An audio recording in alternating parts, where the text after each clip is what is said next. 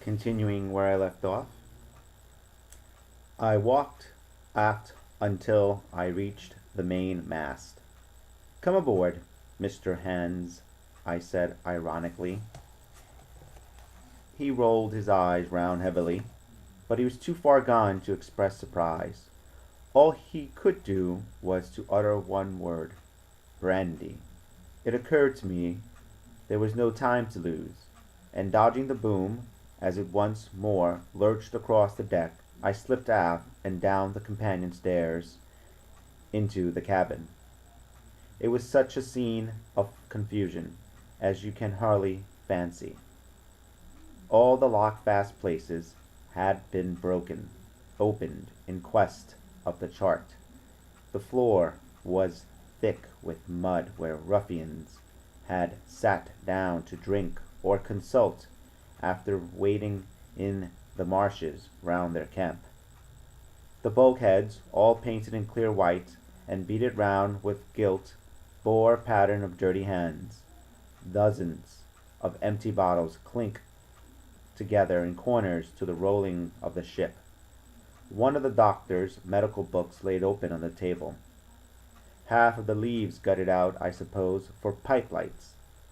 In the midst of all this, the lamp still cast a smoky glow, obscured and brown as umber. I went into the cellar. All the barrels were gone, and of the bottles a most surprising number had been drunk out and thrown away. Certainly, since the mutiny began, not a man of them could ever have been sober.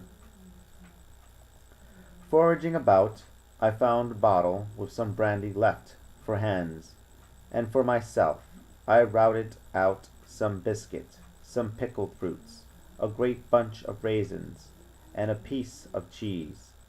With these I came on deck, put down my own stock behind the rudder head, and well out of the coxswain's reach, went forward to the water breaker, and had a good deep drink of water, and then, and not till then, gave Hans the brandy. He must have drunk a gill before he took the bottle from his mouth. "Ay," said he, "by thunder, but I wanted some o' that." I had sat down already in my own corner and begun to eat. "Much hurt?" I asked him. He grunted, or rather I might say he barked. "If that doctor was aboard," he said, "I'd be right enough in a couple of terms. But I don't have no manner of luck, you see, and that's what's the matter with me. As for that swab, he's good and dead, he is," he added, indicating the man with the red cap. "He warn't no seaman anyhow. And where mought you have come from?" "Well," said I, "I've come aboard to take possession of this ship, Mr. Hands, and you'll please regard me as your captain until further notice." He looked at me sourly enough, but said nothing. Some of the color had come back into his cheeks, though he still looked very sick, and still continued to slip out and settle down as the ship banged about. "By the by," I continue, "I can't have these colors, Mr. Hands, and by your leave I'll strike 'em. Better none than these." And again dodging the boom, I ran to the color lines, handed down their cursed black flag, and chucked it overboard.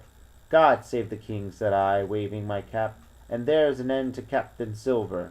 He watched me keenly and slyly, his chin all the while on his breast. "I reckon," he said at last, "I reckon, Captain Hawkins, you kind of want to get ashore now. Suppose we talks?" "Why, yes," says I, "with all my heart, Mr. Hands, say on." And I went back to my meal with a good appetite. "This man," he began, nodding feebly at the corpse, "O'Brien were his name, a rank Irelander. This man and me got the canvas on her, meaning fur to sail her back. Well, he says now, he is as dead as Belge. And who's to sail this ship? I don't see. Without I give yous a hint, you ain't that man as far as I can tell.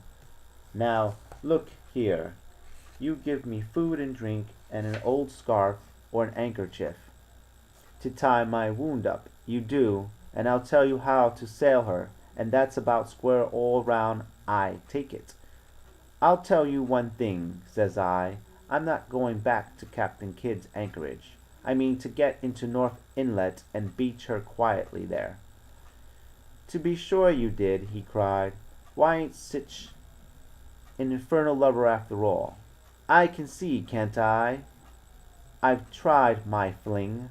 I have, and I've lost. And it's you has the wind of me. North Inlet? Why, I haven't no choice now, I helped you sail her up to Execution Dock, by thunder. So I would. Well, as it seemed to me, there was some sense in this. We struck our bargain. On the spot, in 3 minutes, I had the Hispaniola sailing easily before the wind along the coast of Treasure Island, with good hopes of turning the northern point ere noon and beating down again as far as North Inlet before high water, when we might beach her safely and wait till the subsiding tide permitted us to land. Then I lashed the tiller and went below to my own chest, where I got a soft silk handkerchief of my mother's.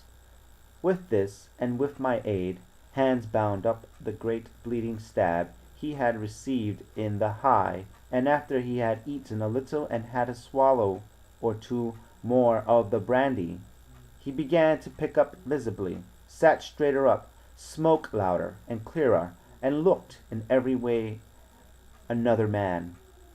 The breeze served us admirably.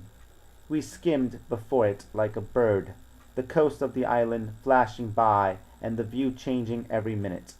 Soon we were past the highlands and bowling beside low, sandy country, sparsely dotted with dwarf pines, and soon we were beyond that again, and had turned the corner of the rocky hill that ends the island on the north.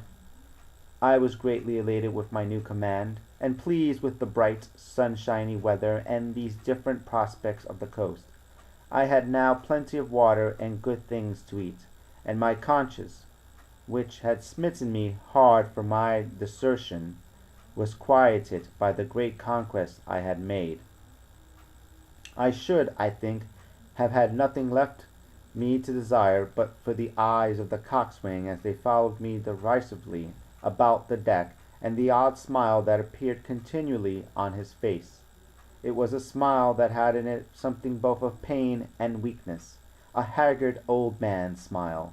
But there was, besides that, a grain of derision, a shadow of treachery, in his expression as he craftily watched and watched and watched me at my work. Chapter 26. Israel's Hands. The wind, serving us to a desire, now hauled into the west. We could run so much the easier from the northeast corner of the island to the mouth of the North Inlet. Only, as we had no power to anchor and dared not beach her till the tide had flowed a good deal farther, time hung on our hands. The coxswain told me how to lay the ship to. After a good many trials, I succeeded, and we both sat in silence over another meal. "Captain," said he at length, with that same uncomfortable smile, "here's my old shipmate, O'Brien. Suppose you was to heave him overboard. I ain't particular as a rule, and I don't take no blame for settling his hash, but I don't reckon his ornamental now, do you? I'm not strong enough, and I don't like the job, and there he lies for me," said I. "This here's an unlucky ship. This Hispaniola, Jim," he went on, blinking. "There's a power of men been killed in this Hispaniola, a sight, old poor seamen dead and gone since you and me took ship to Bristol. I'd never seen sick dirty luck, not I. There was this here O'Brien now, he's dead, ain't he? Well now, I'm no scholar, and you're a lad as can read and figure, and to put it straight, do you take it as a dead man is dead for good, or do he come alive again?" And I'm going to leave it off there. Thank you for watching. Please comment below, give it a thumbs up or a thumbs down, and I'll see you in the next episode. Bye.